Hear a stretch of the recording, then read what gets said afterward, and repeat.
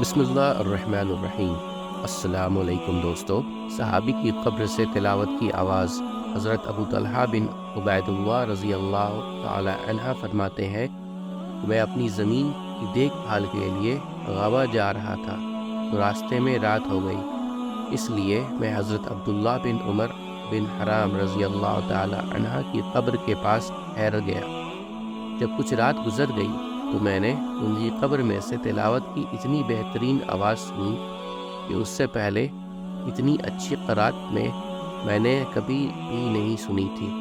جب میں مدینہ منورہ واپس لوٹ کر آیا اور میں نے حضور اقدس صلی اللہ علیہ وسلم سے اس کا تذکرہ کیا تو آپ صلی اللہ علیہ وسلم نے ارشاد فرمایا، کیا اے ابو طلحہ تم کو یہ معلوم نہیں کہ خدا نے ان شہیدوں کی ارواح کو قبض کر کے زبرجد اور یاقوت کی قندیلوں میں رکھا ہے، اور ان قندیلوں کو جنت کے باغوں میں آویزاں فرما دیا ہے۔